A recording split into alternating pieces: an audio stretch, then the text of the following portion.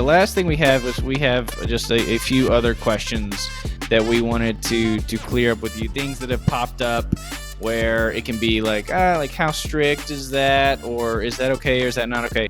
One thing I've heard, and this I'm coaching my 10-year-old and my 7-year-old, and I'm trying to get them to understand the good habits of, if you interrupt, you should go back a couple words. But if a quiz master doesn't finish a word, let's say it's a 4-syllable word and they just didn't get that last letter in there, and the quizzer picks up on the next word, how strict is that, Brother Faubert?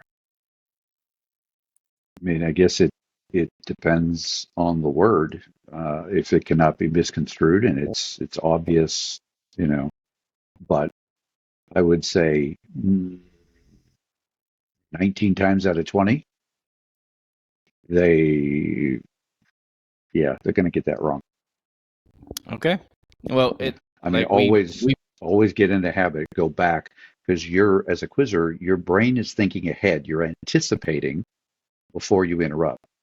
So they'll interrupt, and your brain fills in those extra, the end of that word, or an extra word or two even, because you've already thought about it. You're anticipating, and you could swear up and down, hand to God, he said it. Nope. So play the tape. Skepticism, healthy skepticism is not a bad thing. So always go back. Don't trust yourself. Go back, say those couple of words, and you can go back. I mean, some quizzers go all the way back to the beginning of the question, right? As long as they give the essence, it doesn't even have to be verbatim what I just read, right? As long as they maintain the essence of the question, that's fine. Okay. We preach good habits. One of our good habits, if you interrupt, always go back a couple words. There's nothing wrong with repeating the whole question. To me, that gives you a little runway, right? It's like you get some momentum. All right. Anyway, what about using mentions in a question? So this has been a concept that I've tried to make sure quizzers understand, because a lot of kids just use mentions, like no matter what, quote the verse in which Joseph, and they interrupt and they say, is mentioned. Okay, well, there's a difference between mentioned and named, or or something like that. So can you, well, I guess I can explain a little more. So if there's any time he is mentioned in pronoun form or in any form whatsoever, then that would be faulty, or not faulty. That quizzer would be counted incorrect, because there's more than one. There may be one verse that names him, but and Joseph's may be a bad example, but let's say it's a one-time name.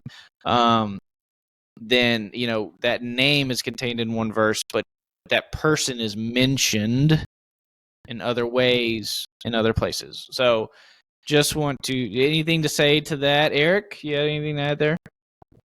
No, I mean, I think, like you said, it doesn't have to be a pronoun. I'm thinking of a really good example in Acts chapter 4. If the question was posed, quote the question in which Barnabas, and a quizzer said, is mentioned.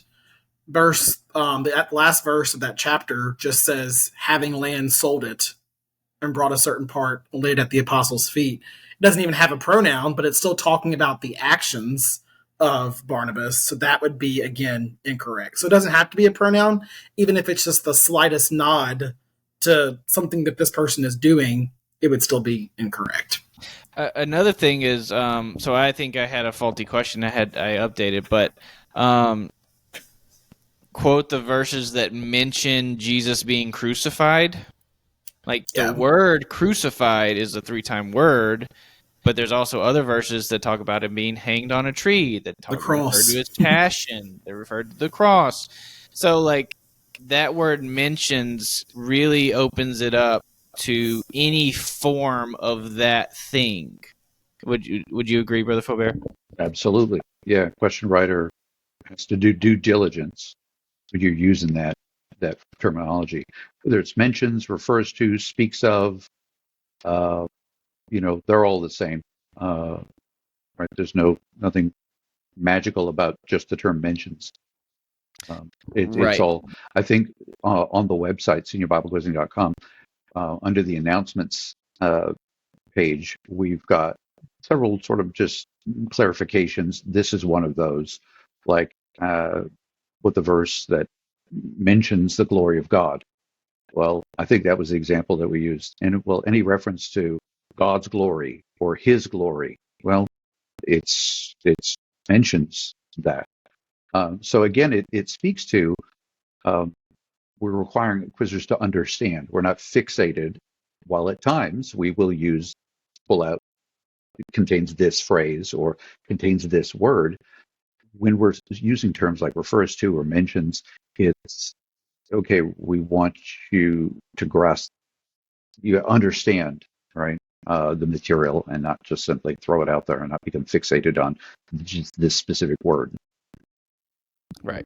And I would say too, Philip, as a quizzer, every time I heard the word mentions in a question, I automatically started thinking in my mind, what else could be mentioning this idea or this concept that isn't being asked, right? Could I have a possible contest here? I'm trying to get my quizzers to do that right now. Every time you hear mentions, your brain should be having this alarm go off in your mind, and you should be thinking of any other form of that word, any other verse that contains that same concept to be able to contest. Mm-hmm. Right, and that could be contest the question that the question writer wrote if Right. they use mentions, or if a quizzer interrupts and says mentioned. That is something that you can also look out for and test your contesting prowess. Mm-hmm. So yes, absolutely, awesome. Okay. The other, and this is kind of a similar concept, but coming from juniors, a lot of juniors on quotations and things like that locate or quote the verse of say that contains this information. And the reason why we teach our young ones to do that is because sometimes they don't have the time to count if words to see if it's a phrase or if it's a word. So we just say this information because you do the same thing every time. But in senior Bible quizzing, that's not safe. There are times where that may work, but if you say, like in Brother Faubert's example, glory of God, quote the verse to say that contains this information. Well, that's kind of the same as mentions or speaks of, right? It's if His glory or the glory of the Lord, if anywhere is mentioned or that information, that concept is contained, then that would not be right. That's why the quote the verse that contains this word or this phrase, that is that specific, those words in this order is one time, so that's the safe way to go. Anything to add there, Brother Faubert? No, I think you covered it. Awesome. Okay. This next concept is something that I've struggled with. It's a fun one, and Eric and I have had fun conversations about this. But there's different kinds of verbs. There's action verbs, and there's state of being verbs. Action verbs. I always use the word. Always use the word kick. It's kind of my go-to verb for explaining questions and verb flips. When you kick somebody, you're doing something. It's an action. But then there's state of being verbs. You are. Eric is married. That's is a verb. But it is a state of being. He's not doing anything. He is. He is married. So you can't say, what did Eric do? He is married. That is not okay. You say Eric is what? He is married. So you see a lot of questions that go into these broad verbs. So Peter having what, was what, and did what. And the reason why you can't just say did what, even though those are all verbs, is those aren't doing verbs. Those aren't action verbs. So it is a concept I wanted to bring up because sometimes quizzers have a tendency that when they see a verb, they just want to say did what, or they don't they don't see the differentiation between an action verb and whatever this other verb may be. For instance, like when you have something, you're not doing anything. You have it. So that is something that you could ask. Peter did what and had what. Those are different things. Eric, anything to add here? Nope. I mean, I would just say, there's really 3 different types of verbs. I think you mentioned 2. So state of being would just be like are and was and is. And were. Stative, were. Stative is like you mentioned, the having. You're not actually doing anything, right? You're holding something in your possession. So it's not quite like in a state of existence, but it's not a action verb either. It's a stative verb. But for quizzing purposes, I think stative verbs and state of being verbs work the same way. Right. I would you agree with that, Brother Faubert? Yeah, for the most part. I think that there are probably instances where just the way that it's set up, it might be more natural to think of a stative verb in an action sense, the way that it's, right? But you got to be careful. My go-to example is always like, and he died. He did what? Well, he didn't do that. That was a result or what something happened, but it's not like he was doing it. I just quickly he gave up the ghost in Acts chapter 5. Yeah. I just quickly pulled up an example from Acts 7:12. It says, "But when Jacob heard that there was corn in Egypt, he sent out our fathers first." Right? So when Jacob heard, well, it's not an active thing on the part of Jacob, though it's immediately contrasted with an action that he did. So he sent out. Now you could ask a broad question that said 7:12 refers to Jacob doing what, right?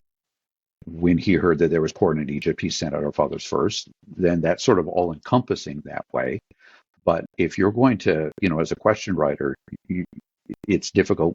When Jacob did what, he did what? That to me doesn't sound right. I don't think quizzers are going to be right.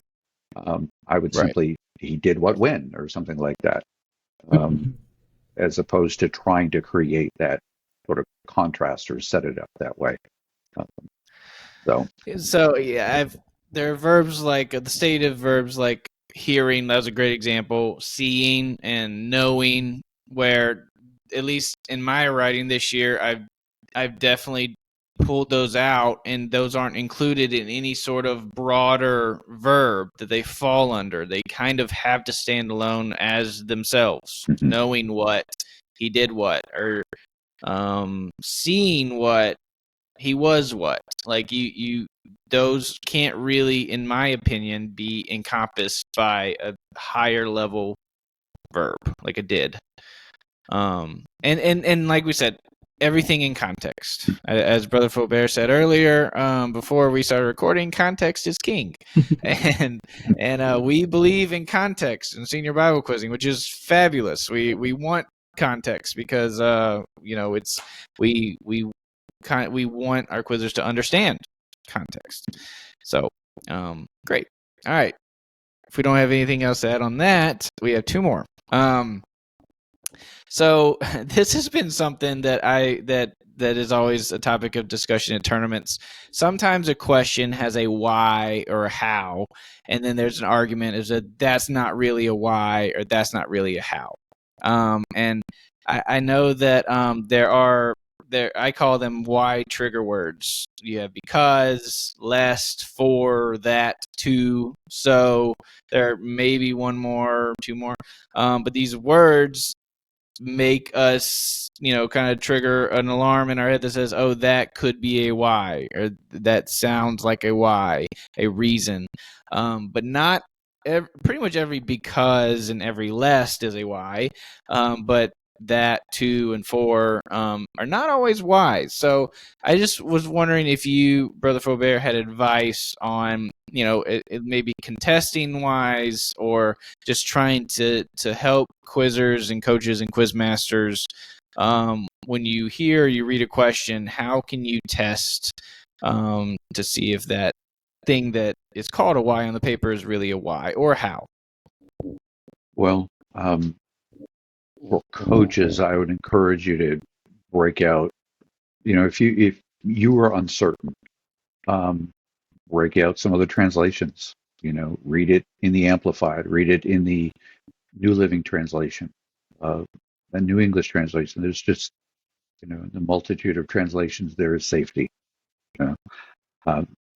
And if or when that comes up, you're going to have a much stronger contest to present because you've done your homework in advance, as opposed to just off the cuff. Well, I think it's this. Well, most quizmasters are going to default to what's already on the page in front of them.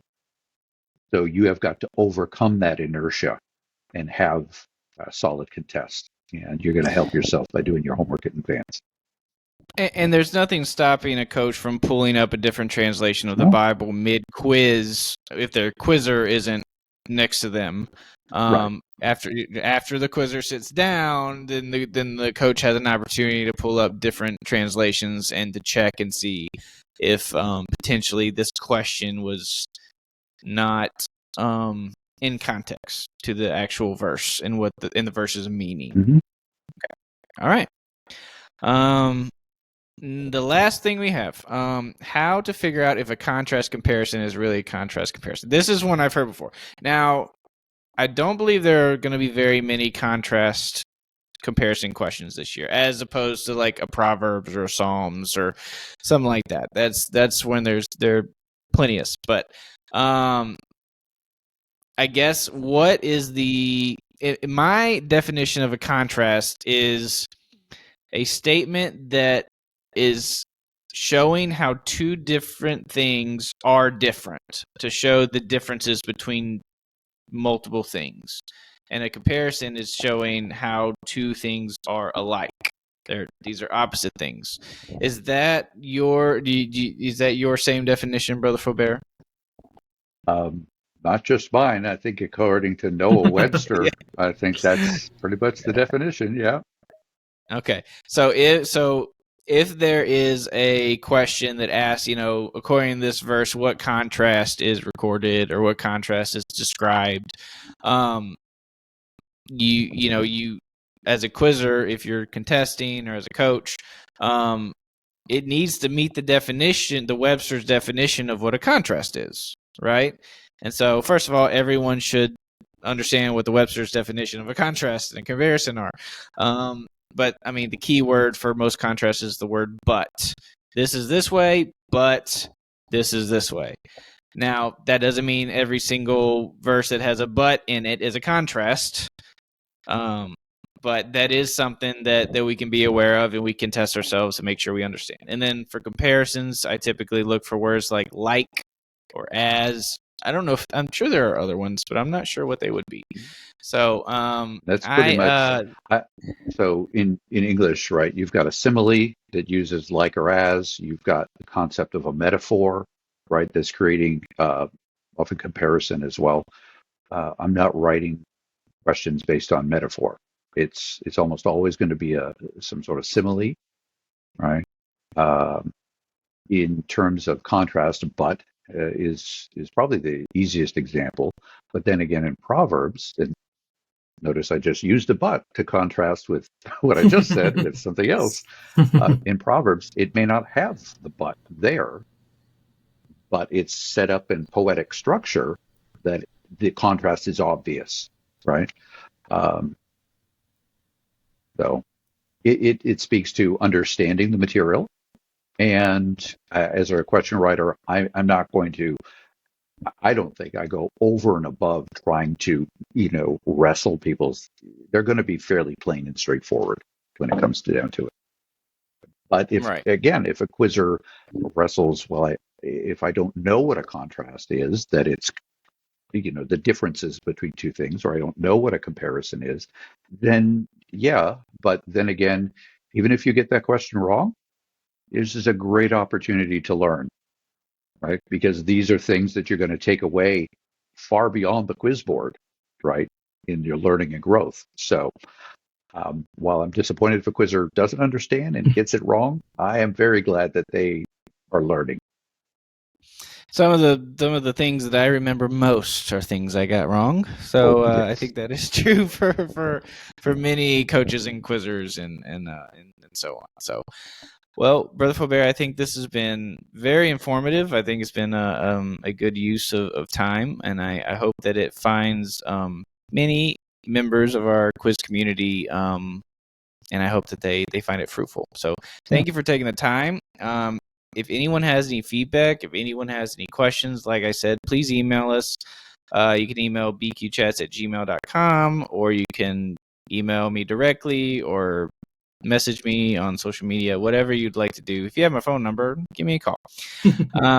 But we love our Bible quizzing community, and we're excited. The quiz season is rolling, and that's why all these questions kind of come up, because then we go to tournaments, and then something happens, and then it's like, oh, isn't this supposed to be this way? And somebody's upset that their quizzer, their daughter missed a question, and then it's questioning the rules and saying something, So we just want to try our best to just be clear and concise on rulings and understanding things, and try to help everyone be on the same page. So we love all of you. Thank you for listening, and we'll be back again soon. God bless.